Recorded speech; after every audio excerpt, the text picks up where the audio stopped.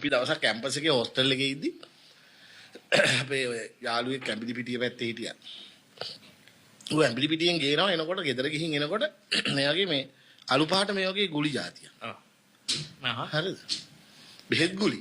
මේ දවසක් කොහොම යාළුවෝ ඉතින් ඒ අර යාළුවාගේ කීමට ඔක්කොමලා කාලා කාමරේ පොඩි කතාවක්. මොකද්ද මාතෘකාව? මේ වීල් බැරෝ එක තියෙනවනේ. මේ වීල් බැරෝ එක මචං මීට වඩා ටිකක් දියුණු කරන්න.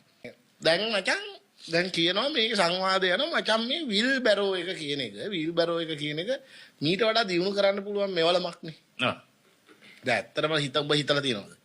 දැන් නිකන් හිතහන් වීල් බැරෝ එකේ ඉස්සරහා විතරයි රෝදයක් තියෙන්නේ. උස්සගෙන යන්න ඕන. උස්සගෙන යන්න ඕන. ඇත්තටම ওই වීල් බැරෝ එකට පිටිපස්සටත් රෝද දෙකක් දැම්මන. ඔව්. මෙහෙම තල්ලු කරගෙන යන්න පුළුවන් නේ. ඔය උස්සන්න ඕනේ නැහැ. ඔව්.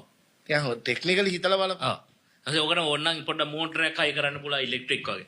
දැන් ඒ රෝද දැම්මහම තියෙන ප්‍රශ්නේ තමයි කන්දක් වගේ එකකදී අමාරුයි. ඇයි? පිටිපස්සේ රෝද තිබ්බොත් ආපස්සට එන්න බලනවනේ. මෝටරයක් හයි කරද? නෑ. පිටිපස්සට රෝද දෙකක් දැම්මම ආපස්සට එන්න බලනවා. එතකොට ආන්න ඊට පස්සේ උඹ කියන ඔප්ෂන් එකට එන්නේ. කියන්නේ අපිට පුළුවන් මේ වීල් බැරෝ එකට පොඩි මෝටරයක් හයි කරන්න. හරි. ඒතර මෝටරේ ඔන් කරාම ගාලා යනවා. නේ? එතකොට ඊළඟට පස්සේ තමයි මේක වේගෙන් යනකොට කන්ට්‍රෝල් කරන්න බෑ. මේක හදන්න පොඩි බ්‍රේක් සිස්ටම් එකක් මේකට දාන්න ඕනේ. නේද? ඔව්. ඊට පස්සේ මචං මේක පස්සේ දුවන එක තේරුම් ගන්නෑ නේ. ඒකටම කපල් කරලා පොඩි සීට් එකක්. දාගත්තා නම් හරිනේ මචං කියලා තව එකෙක්. අඩේ ඒක නියමයිනේ. හැබැයි බං වහිනකොට තෙමෙනවනේ. අඩේ පොඩි වහලයක් මෙහෙම. ඕන වෙලාවක වැඩ කරන්න උලා වහින වෙලාවක වුණත් නේද? අඩේ ඒක හොඳයි නේද?